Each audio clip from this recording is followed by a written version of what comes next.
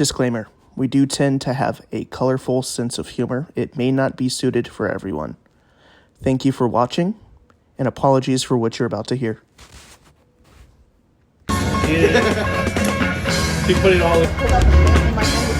What happens when you get a bunch of people whose IQ adds to 7? Dude, oh shit, he's fucking puking up.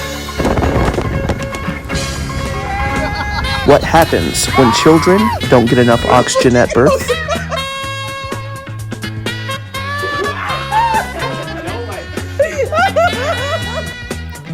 What happens when those people decide they want to do a podcast?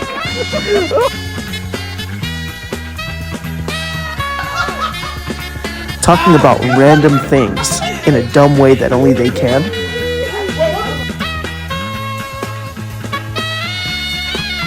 Welcome to the group chat. All right, so this is the third take because obviously I don't know how to host a podcast, but welcome to our first episode of the group chat. My name is Donnie. We're going to go ahead and get things started off by introducing people. We have Cruz. Yo. We have Brandon. His name is Brandon. He asked me to call him Brad. I'm not going to do that. We got Marky. Braro. And Big Al. Now, guess why we call him Big Al. Hi, Big Al. How are you doing today? This instant. This is going to be fun. This is going to be very fun. This is going to be very fun. So, to get things started, again, welcome to the channel. We're going to start things off with a little bit of an icebreaker. Who came up with the icebreaker here? All right, fellas. So, here's a cool question. What is your favorite alcoholic drink to drink? All right, so we're starting off with alcoholic beverages. I'm more of a whiskey person, so I like to mix it with Coke. I'd say a good apple crown with some cherry Pepsi. I know I said Coke. Cherry Pepsi's obviously superior sometimes, especially with apple crown. I mean, it's not. You said it's not? It's not. It's not. Oh, okay. Mind you, Brado doesn't drink. Yeah, Brado. What's your favorite alcoholic beverage? Capri Sun? Actually, it's water. I thought it was chocolate milk. And let me give you a controversial opinion. Water. Arrowhead water, specifically. Oh, so not even like smart water? So you like Arrowhead? Speaking of water, we are sponsored by Propel. No, as long as he didn't say fucking Dasani or something. I know, right? Fucking, that's because they got the spunk. They got the what? The spunk. The spunk. Wow. Giggity? Yeah. It was part of their ad campaign. I think I gotta drink some Dasani now. Bro wants to drink spunk. That's crazy. All right. No. Bro wants that spicy water.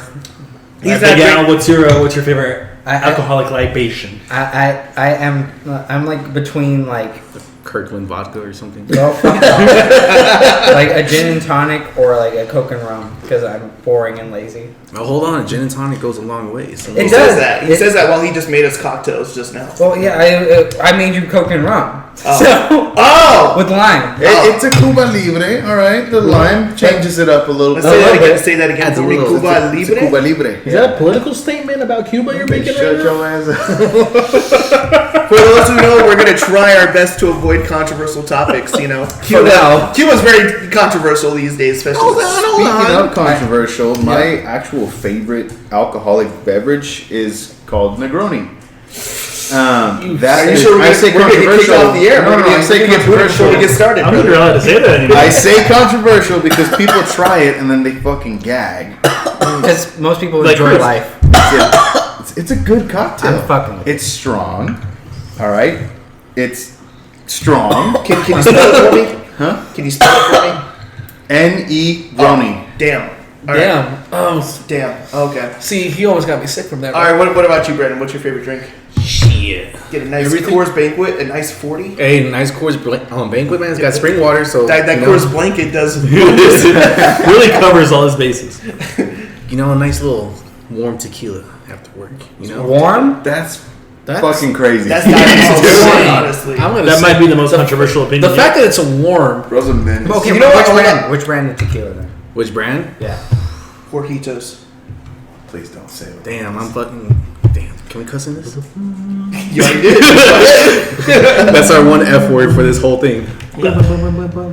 Ooh. Tequila. Lively Dona is a good one right now, but that's what I'm on. It reminds me of an old Gabriel Iglesias special where he was here talking about girls in a in a bar. And it's like, oh my god, 4 shots of Jose Cuervo and I am yours. Like, no, that's exactly how I used to be. You're pretty good, my guy. I do some like I was just like, Jose Cuervo. I can't do it. Tequila's my weakness, man. I'll start crying. And I'll somehow get naked. You've been naked. You get naked. I've been naked naked in front of plenty Spread Eagle multiple times. Donnie has been naked way too many times. I haven't been naked enough. I've seen him more naked than I've seen my own partner. Okay, I think we can all attest to that. Yeah, for real.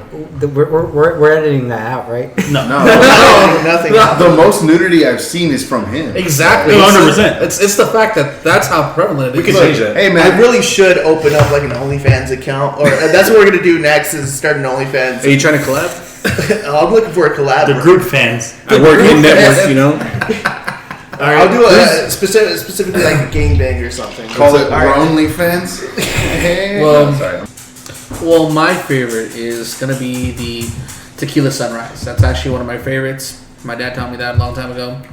Yeah, Yeah, likes wearing bikinis. at the What's beach in or a something. tequila sunrise? I've actually is never. it's cranberry, orange juice, and a good amount of tequila. I would say 2 to 3 shots. That's it. Yeah. Damn. Say Dude, those cranberry, shits are orange good juice. as hell. Is it good? I gotta try that Yeah, shit. 2 to 3 We're gonna shots. make it live on this podcast. You want to know what's Setting up. actually underrated though? Beer mimosas. I'll say it right now. Get a Sunny D and a beer. It actually goes hard. a beer mosa? Yeah, I'm telling you, the simpler the drink, the good. better. it's good. Beer mimosa's good. There's a place I went to where they did beer mosas, but like with PBR. Ugh.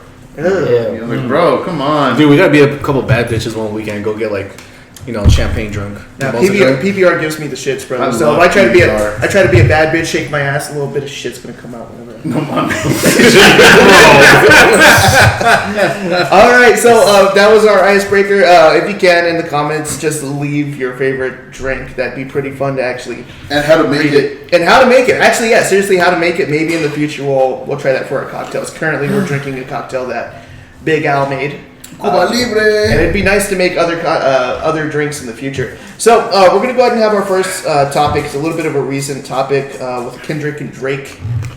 Very interesting stuff. And you know, it kind of sucks. I used to ride hard with Drake. You remember what was the name of that song I used to have you spam all the time every time we drive around? What was it? Hotline Bling? No, One Dance. It was One Dance. I need a One Dance. That's a banger. That is a Yeah, banger. no, I fucked heavy with One Dance. Knife Talk, I actually really did. Low key, that's my guilty pleasure. Just like listen to R. Kelly, it's my guilty pleasure. But you know, honestly, no, Can't do that no more, bro. no, Drake is different, man. I can't listen to Drake consciously sometimes. R. Kelly, then Drake. Damn, bro. You know, I'm a How about Kendrick Diddy? stan. How about Diddy? How about Diddy? How about Diddy? Is that your player? Actually, no, I never liked Diddy, so it's all good. Yeah, did you? 2 out of 3, bro. 2 out of 3. Did he do it? Only song I liked Yes. with only song I liked with Diddy was what was the one when Biggie died? After Biggie died, he did it with Faith Evans. Every step I take. I don't get paid enough. No, every breath you take. Every breath you take. Yeah, that's the only song. I remember this video I saw him doing. He was doing this fucking weird ass Diddy dance, his hands all up. With that Oh, Sean no. John baggy ass clothes and all that. Never Yeah, trust you guys- a man that dances with his hands above his head. Yeah, see, you guys can't see it through the screen, but we're doing it right now. So just try. Maybe I'll put a video in the podcast on there of him dancing, so you can get a good visual or something like that. Hey, put your hands down. Put your hands down. All right, we're gonna get taken down. Anyways, what's your favorite Kendrick and Drake diss? Personally, my favorite one is more likely the one that's most common right now is Not Like Us because it's such a catchy tune to it. But it's not the best one, and personally, That's I think everybody's Euphoria favorite was the best one. Because Chris is That's basically- everybody's favorite one. Mine's actually Euphoria, low key. Yeah, Euphoria hit harder. That's every other person's Not Like Us was like the best one for a pop. It actually made where it's very right now at this moment probably the most trending song from what we've seen in any diss so far. 100%. It's like everybody makes the remarks of it like certified lover boy, certified. Oh, damn! Damn, that right there is by itself a great lyric. But like the beat on 616 in LA. Okay, that's my favorite track. 616 in LA is the best for multiple reasons. All right, so for those of you who don't know, Braro is literally the ultimate Kendrick stan. That's exciting. So you want to know what kind of energy he's giving off? Is the kind of energy? Oh, I like this guy before everybody else liked him. Like, oh, I that makes didn't me though. cooler. No, I didn't. That makes me cooler. Here's the thing. I So you like didn't like Kendrick Kendrick? before he liked. Yeah, no. If anything, he put me onto Kendrick. Yeah. Damn. Yeah. Dang, my boy Al. Because I'm over here shit talking. Braro put me onto Kendrick, so I need to stop. Damn, look. No, I'm talking about 16 LA specifically because, like, the dude's over there literally being like, God, my confession is yours. He's like, Lord, I'm about to mess this dude up. Like, I'm sorry. Let me tear him apart now. On some Matt Murdock. No, shit. and then he says something that upon re-listen, I think proved more valuable because he released that song the day of Family Matters. In that song, he says, "You put money in the streets," and then came back with no receipts. What's interesting there is he didn't say come back with nothing. He said no receipts, almost hinting that he knew the allegations that Drake was coming with. Except it's just like you got nothing to prove it with. And I mean that wording is very specific. It's just like the mental game he was playing with Drake there. I thought was pretty good. Brandon, you have an opinion on it? I see you on your phone. Are you looking at lyrics right now? Man, I'm trying to see what the fuck I'm like left out on the loop on all these songs. I thought there was only 2. Where am I at? Bruh. he released it on Instagram. That's why. No, I mean I'm on the same page. I actually like Drake's old music. I am a fan of both Kendrick and Drake. I'm definitely a casual fan of both of them. Because like One Dance was dope, right? I'm coming from like Best I Ever Had Drake, like old Drake. Like that's my fucking number 1 jam. What was it? Ashton Martin music with Rick Ross. I think that was actually my first song that I actually ever heard like Drake in. Marvin's Room, Hotline Bling, like those are my jams. But the entirety of To Pimp a Butterfly, Kendrick, dude, work of art. Of course. Work of art. Hood Politics is my probably number 1 favorite Kendrick song. So I didn't bother listening to the beef, but just with the way that Drake has been lately, on his fuckboy shit, man, I'm taking Kendrick's side. I'm biased. Whatever he says, I believe it. You know what I mean? I believe it. Okay, Yeah, but what about you, Chris? I think going back to where Braro was going about it, not because of the lyric, because I was looking about that one lyric about like how you said about how the lyric was, how he lied about this, he has the receipts. Yeah. I think one of my favorite quotes from all of these is when he for Kendrick's Meet the Grams, when he literally goes on an entire rant saying that is the voice modulation he added to the lie. Indeed, it hit so hard at that point.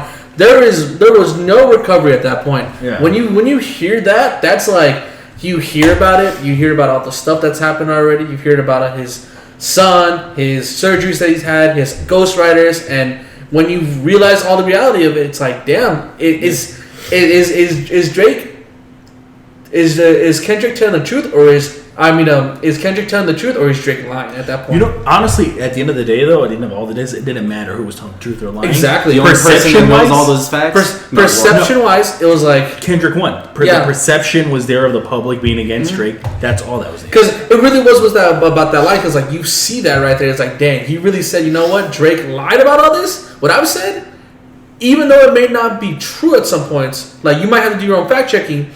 It's pretty much more worthy than what Drake says. Well, I'll say this now. My favorite line in Euphoria was the line about it's not a 20v1, it's a 1v20 if I have to smack people not right with you, right? Yeah. I really fucked with that. Yeah. And then he started doing, the Canadian accent. For people that forget, Drake's Canadian. And then he was also doing the impression of Adonis. No, nothing about that. Nothing about that. Like, I don't know. That's I'm just kind of. I'm like, dang, dude's punching his and that was the other thing that Kendrick has over Drake is the voice inflections. Because even with like, what is it, the braids? You won't work with me no more, okay? It's like it adds to the lines. Well, one thing's for sure. I'm pretty sure that Kendrick Lamar wrote a 5-page MLA essay with documented sources that he alphabetized his sources, and he put that cited shit, his work. He put that shit in MLAcitationmachine.com. There's a plug for all my college students. Anyways, he did his research on Drake. It was just pulling out a bunch of shit that nobody even knew about, and it cut Drake off. Like, I don't know. This shit was so one-sided to me. Like. It was fun to watch though. It was fun. Yeah. And the way I would say it's kind of really fun because to us in our eyes this is kind of like almost like we're reliving rap battles again. This is like the resurgence of how back in the day in the 90s where it was Biggie and Tupac, and it's like, okay, we're starting to see a little bit of like those rap battles coming back again where it's like something that everybody like, oh my gosh, this happened. Oh my gosh, this happened. And everybody just going to go checking on YouTube or checking on Spotify or Apple to see as soon as possible when someone drops. It's a really good thing to have. It was a good time. I mean, it really was. Like, there wasn't YouTube or Spotify back then. Yeah. You said Napster. Yeah. LimeWire. But what's You it heard about called? all your shit at Radio Shack and all that? But it was like Circuit people City. going straight to the radio, to the album store, get an album real quick and see what's going on, get the mixtape, what's going on real quick. It just felt as if like we were back in that time again, where it was like this is where like One thing I love for sure is the competition of the rap. I just hope that nothing else comes in, especially with all the conspiracies with Drake and taking out, my boy X. He died on my birthday, by the way, June 18th. Coming up. Yeah, coming up. If you want to send me some money, I'll drop my Cash App link. He needs it. Marky? What I was gonna say about the whole thing though, what I don't understand is how the beef came to be. I mean, like that, right? The song.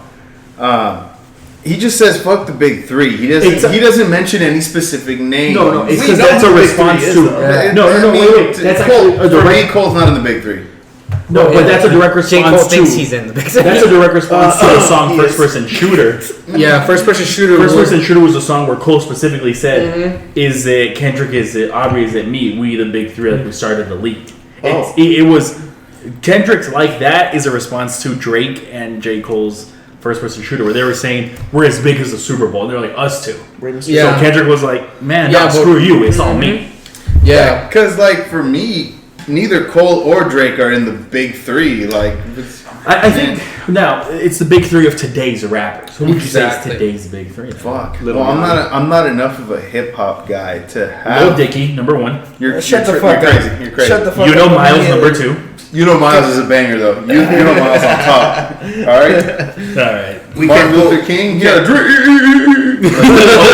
a fucking jam.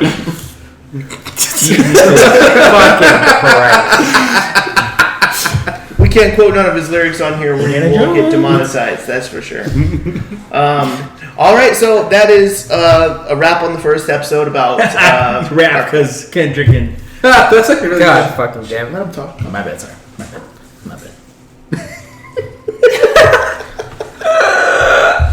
All right. Goodbye.